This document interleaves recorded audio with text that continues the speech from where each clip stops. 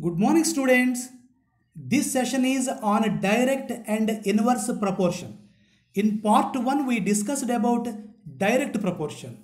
In part 2, we are learning what is inverse proportion and how to solve problems relating to inverse proportion. Before going into it, let us observe a few situations. With more speed, a car will take less time to cover a fixed distance. More workers will finish a work in less time. There are cases where two variables are related to each other in such a way that on increasing the one, the other decreases proportionally and vice versa. Inverse proportion. Two quantities x and y are said to be in inverse proportion if x into y is equal to k, where k is a constant. Here x into y is always a constant. That means x1 into y1 equals to x2 into y2 equals to x3 into y3 equals to so and so on equals to k constant. Now let us solve a small question. Find whether x and y are inversely proportional in the following table. Now we have to find the given data is in inversely proportional or not. Very simple. We already told you x into y should be a constant. Here when x represents 6, then y represents 24. When x represents 3, then y represents 48. So and so on. So multiply x into y. That means 6 into 24. 3 into 48. 36 into 4. 72 into 2. 16 into 9. All are same, that is 144. So its multiplication is a constant. Hence we can conclude that x and y are inversely proportional. One more small question. Find whether x and y are inversely proportional in the following table. In the same manner, multiply x into y. Observe here. 9 into 4 is equals to 12 into 3 equals to 2 into 18 equals to 1 into 36, but it is not equals to 6 into 8. Hence, x and y are not inversely proportional. Let us solve a small question. If x and y are inversely proportional, that means in the question it is given that x and y are already inversely proportional. So find P and Q. Very simple question. Since x and y are inversely proportional, x into y is constant. Hence, P into 4 equals to 12 into 8. From this, P is equal to 12 into 8 by 4. That is 24.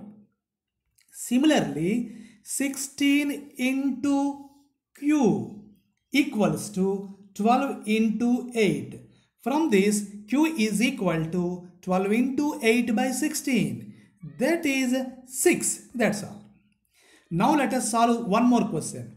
If 45 men can do a piece of work in 49 days, in how many days will 35 men do it? It's also very simple. Less men will take more days to finish the work. So it is inverse proportion. Let us prepare the table. 45 men can do the work in 49 days. So 35 men can do it, say, x days. Because it is inverse proportion, we can conclude that 35 into x is equal to 45 into 49. Hence x is equal to 45 into 49 by 35. That's 63. Hence, required number of days is equal to 63. Now let us solve one more question. 6 pipes can fill a tank in 1 hour 24 minutes. Observe here, 1 hour 24 minutes. 1 hour means 60 minutes. 60 minutes plus 24, that is 84 minutes. How long will it take to fill the tank if 7 pipes of the same type are used? Very simple question. More pipes will fill the tank in less time. So it's inverse proportion. Let us prepare the table. 6 pipes takes 84 minutes. 7 pipes will take X minutes. Hence, it is in inverse proportion.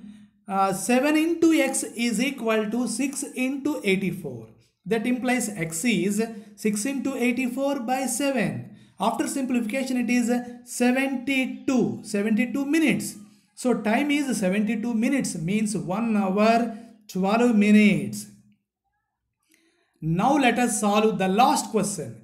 In a fort, 300 men had a provision for 90 days. After 20 days, 50 men left the fort.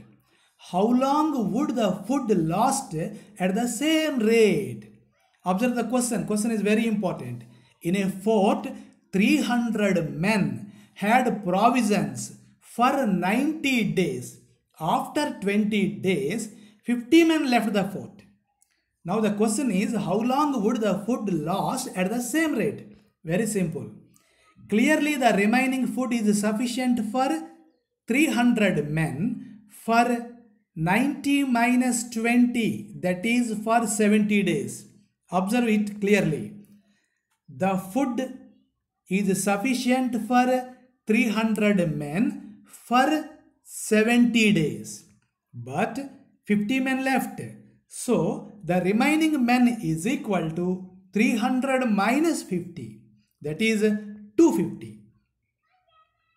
Let the remaining food be sufficient for 250 men for X days. Now let us prepare a table. Men 300, food is sufficient for 70 days. If men are 250, let the food is sufficient for X days. Because it is inverse proportion, we can write 250 into X is equal to 300 into 70. Hence X is equal to 300 into 70 by 250. That is 84. So the required number of days is equal to 84. Now it's time for homework. Pause the video and finish the homework. If you have any doubts, without hesitation, you can call me. Thank you for watching.